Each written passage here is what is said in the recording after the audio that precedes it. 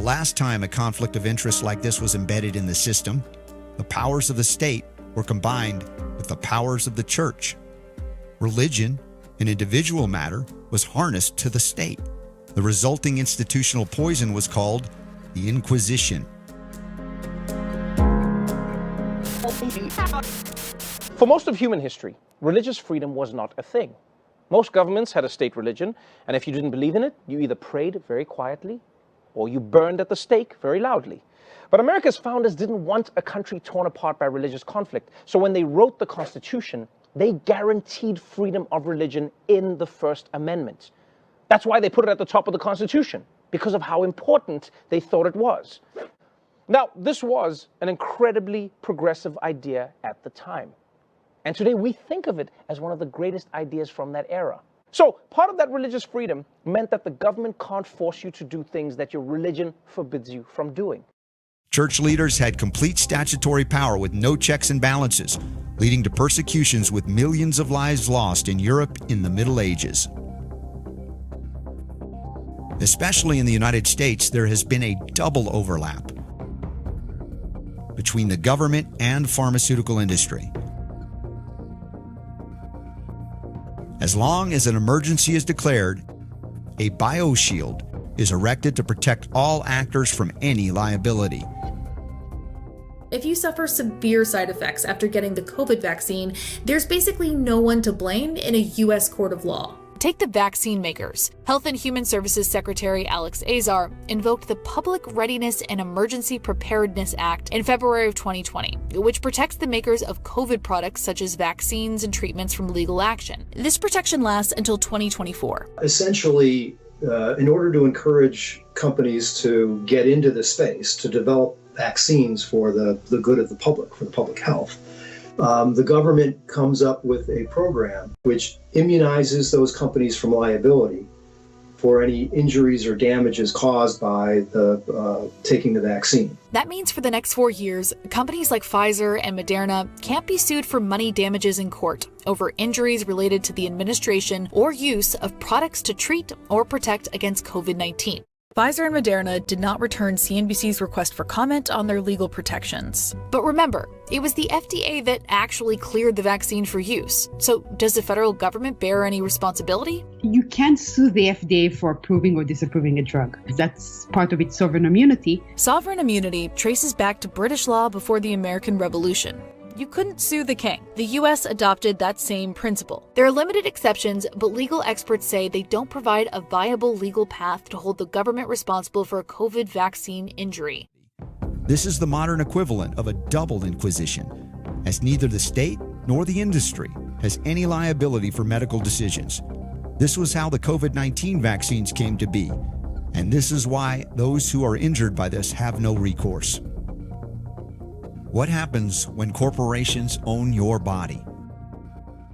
Republican Representative-elect Walter Hudson is on record comparing medical professionals who urge people to get vaccinated against COVID-19 to slave owners. He describes himself as the son of a black father and white mother. The plantation owner who said, "I need cotton and you're going to pick it," is morally equivalent to the person today who says, "I don't want to get sick, so you have to take the jab." So, chattel slavery is the most extreme form of slavery. But to any extent that one human being makes a moral claim of ownership over another human being and says, "You shall do this against your will," or "You may not pursue your happiness as you define it according to your values because of me, because of what I need, because of what I think." I mean, you use this language of "we are discovering how we ought to proceed in the midst of pandemic." It's not we. It's specific institutions. It's public health authorities, which are fundamentally different than the practice of medicine.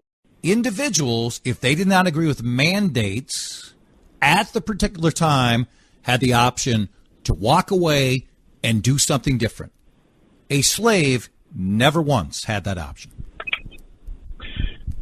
So, walk away and do something different. So, for instance, a nurse who works in a health system that is governed by these public health authorities that have determined that vaccinations are required and has trained their entire life to be a nurse with no anticipation that this was ever the position that she or he was going to be placed in, they can just walk away and do what? Work at Quick Trip?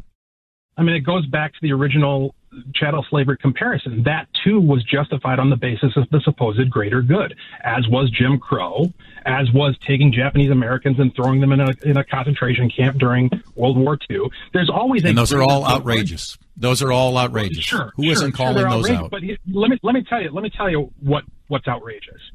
The idea that I go into the exam room and I give the doctor my personal history, my personal circumstances, and then he opens up the door to the exam room and takes a poll of everyone else in the building as to how my medical treatment ought to proceed. What public health has done is it's taken me and you and every individual Minnesotan completely out of it.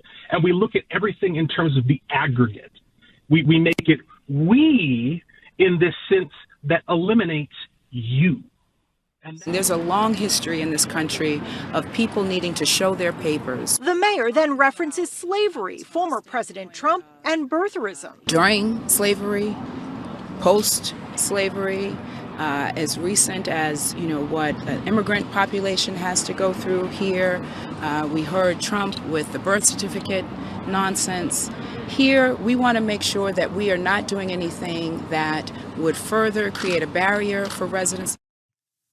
Today, the same power is exerted on the population when corporations require the shots, especially of healthcare workers. You will undergo a medical procedure as a condition of putting food on the table. This has set the legal precedent for medical slavery, for the greater good, of course. From history, we know that the religious persecutions in Europe led to a mass exodus to the New World. And in North America, the attempt was made to allow for religious freedom, a lesson well learned from history. What are we to do in the case of the worldwide economic persecution of the medical heretics today? So the way I look at it is, they've caused us to stop living to save our lives. And I just hate that feeling. There is no other place to move to. The only option is to give a solution to the social disease by creating a cure.